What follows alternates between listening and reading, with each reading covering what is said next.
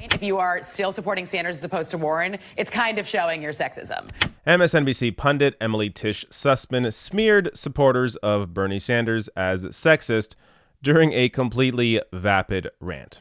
Now, Sussman isn't simply a pundit, as I'll get to after this clip. Watch. There's a ceiling. There is nowhere to go, but there is no up to go. And all of those support, I actually overheard someone saying that I thought was an interesting point, that basically at this point, if you are still supporting Sanders as opposed to Warren, it's kind of showing your sexism because she has more detailed plans and her plans have evolved. I thought it was an interesting point, and I think there may be something to it. Yeah, I agree with all that. It's a good answer, Chris. Yeah. Good answer, Chris. Yeah, all completely not true, obviously. I mean, where do I even start with this? First, host here, Craig Melvin, deserves some criticism as well for not addressing these obvious lies, for not bringing up how there are clear differences between Elizabeth Warren and Bernie Sanders just based on policy alone, not even including their history on issues and how Bernie has a 40-year record fighting for what he is fighting for. Not even including that, just based on their policy proposals and the detailed plans that Sanders has. I mean, you always hear from the media, oh, Warren's got a plan for that. Bernie Sanders, in almost every single case, I would say in every single case and more, Bernie Sanders has a more detailed plan than Elizabeth Warren does. But the press isn't going to acknowledge that. I mean, me saying this right now, there are people watching this video. I just said that scoffed at what I just said, even though it is fact, because they've been told so often that Warren has a plan for that they have internalized it and think that it's fact. How about you actually go to each of their websites and compare their proposals and tell me then who has the actual detailed policy proposals? I mean, it's not even close. But this is par for the course for MSNBC. I've done previous videos on this. You had Mimi Rocha on there a few months ago saying, quote, Bernie Sanders makes my skin crawl, and I don't even really know why. That actually happened on television. I covered it. Insanity. There's also Zerlina Maxwell, who's had a number of run-ins with lies, who said once that, quote, Bernie Sanders talks about the issues but doesn't have solutions. She actually said that. Again, I did a video on it. You can watch her say that. Insanity. These people just lie, and they're never challenged. When it's about Bernie Sanders and they're lying about Bernie, they are never challenged because Bernie challenges their wealth and their power. Now, before I even get to Sussman's wealth and power, let me just do some simple breakdowns here. If people don't really know the difference between these two candidates, these obvious differences, it's okay. Maybe you haven't informed yourself on these candidates. On, let's say, foreign policy alone. On foreign policy alone, Bernie Sanders actually has a foreign policy. Elizabeth Warren's foreign policy is the Democratic Party establishment's foreign policy. Bernie Sanders, his foreign policy, first of all, he has a track record of leading the charge against regime change and American imperialism. Bernie Sanders has been a leader here.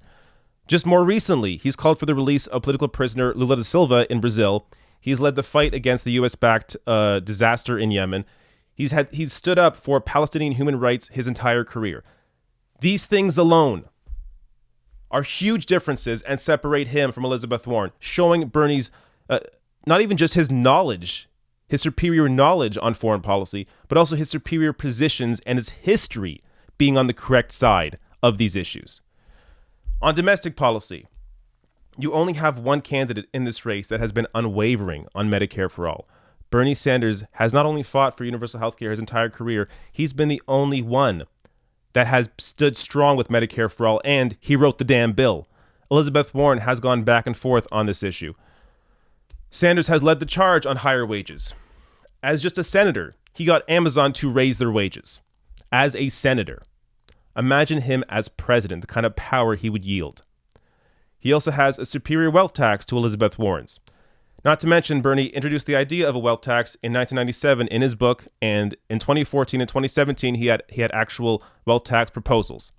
But if you see the coverage of Bernie's wealth tax, the way it was covered in the press, they say, oh, Bernie Sanders taking a page out of Elizabeth Warren's wealth tax, even though it was his damn idea. He's the one that brought it into the conversation in America in 1997. He's the one that's been talking about that. He's been the leader in income inequality, in higher wages.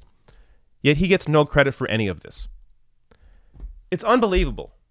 These candidates are different. Now, don't get me wrong. I think Elizabeth Warren is way better than any other candidate in the race, except for Bernie Sanders. It's just not even close. And again, these are just a few examples. I could go, there could be an entire video, like 2-hour video detailing the clear differences on these two candidates and their history on these issues. But now let's get to Emily Tish Sussman. So first of all, who is Emily Tish Sussman? I think the better question is, who are her parents? Both of her parents are incredibly wealthy. So first, her mom, Lori Tish, is worth $1.1 billion. Her mom is the heir to a fossil fuel fortune from the Lowe's Corporation, whose majority stake holdings include Diamond Offshore Drilling and Boardwalk Pipeline Partners. So not only does Emily Tish Sussman look to inherit $1 billion from her mom's side, that money comes from destroying the planet. Now her dad is also incredibly wealthy. He runs a hedge fund. And to get an idea of his politics, he's made max donations to Debbie Wasserman Schultz and David Brock's Correct the Record. His company was the largest donor to Hillary Clinton. And his net worth is unknown, but he's estimated to be at least worth $500 million, and he owns a $30 million yacht. So, all this inherited wealth will indeed be impacted by a Sanders wealth tax. So I did a whole separate video comparing the Sanders wealth tax to Warren's wealth tax. Sanders wealth tax goes further and will take a lot more of Emily Tish Sussman's money. Or I should say, it's not even her money that is already owed. Because these billionaires haven't been paying enough money in taxes already, this is simply money that has already been owed to the American people. Now, exactly how much? Virgil Texas tweeted this out. As a back-of-the-envelope calculation, Bernie Sanders' proposed estate tax would cost her and her co-heirs $825 million of the money they justly deserve, as he says sarcastically. And as I say all the time, people on television delivering you political commentary, the vast majority of the people on television delivering you this political commentary are incredibly wealthy. That is the perspective that they have. So keep that in mind when you're seeing this kind of analysis on television. Look up the person that's telling you that information. Don't just assume what they're saying is correct, because as you see, oftentimes they are just completely lying, or they're coming from a particular perspective that is not in your best interest. Look up online who these people are, who is telling you the information, and you begin to get a better idea of maybe why they are telling you what they are telling you. My perspective, I'm open with it. I'm like most people. So, like, I'm not a billionaire. I'm not going to inherit billions of dollars. I'm not even a millionaire. I'm the average person. That's the kinds of interests that I try and represent here. I try and represent the 99%. People on television, people like Emily Tish Sussman, they represent the wealthiest people in America. They're put on television essentially to speak to 1% of people in the country.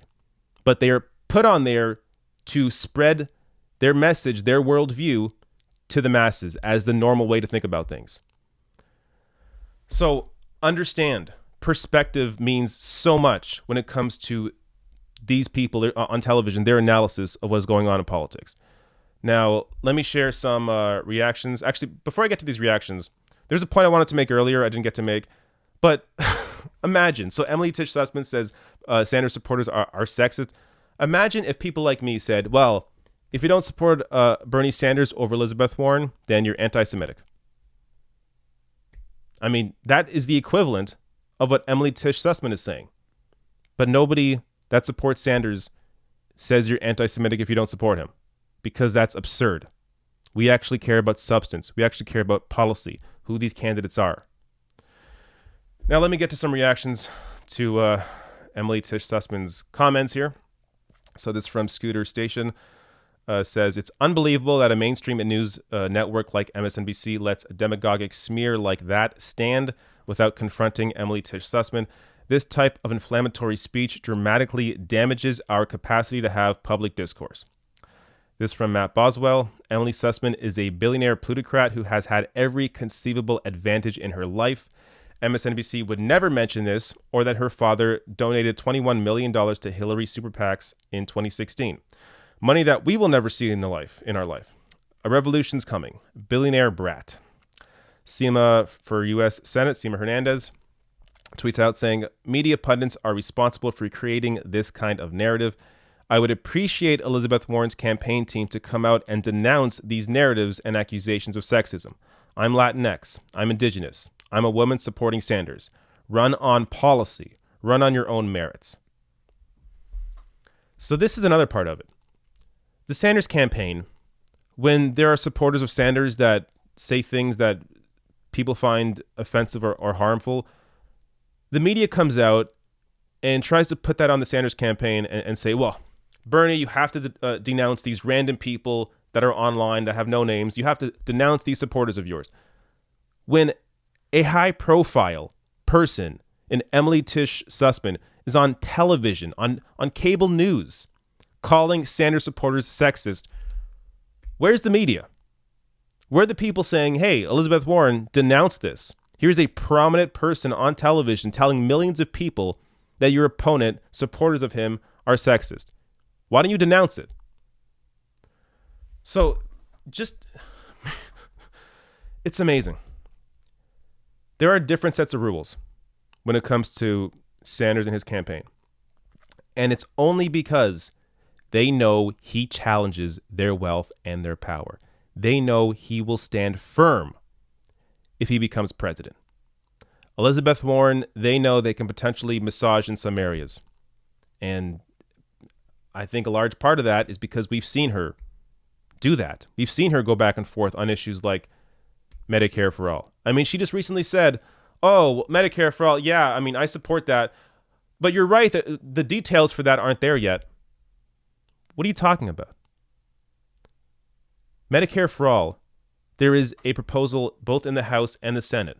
Pramila Jayapal's bill in the House, Bernie's bill in the Senate, both of them are incredibly detailed. They give you step-by-step instructions on how it would be implemented. Elizabeth Warren is pretending the details aren't there. Why would she be saying this, doing this, if she planned to fight for it? So, I like Warren for the most part, but it's not even close. Bernie Sanders he's in his own league when it comes to these two candidates. Elizabeth Warren's in her own league above everybody else in the race. Bernie Sanders is in a separate section above everybody else in the race. So look at these candidates. Look at their history. And on top of that, look at the people on television. Look into them. The people on television that are telling you the information they are telling you.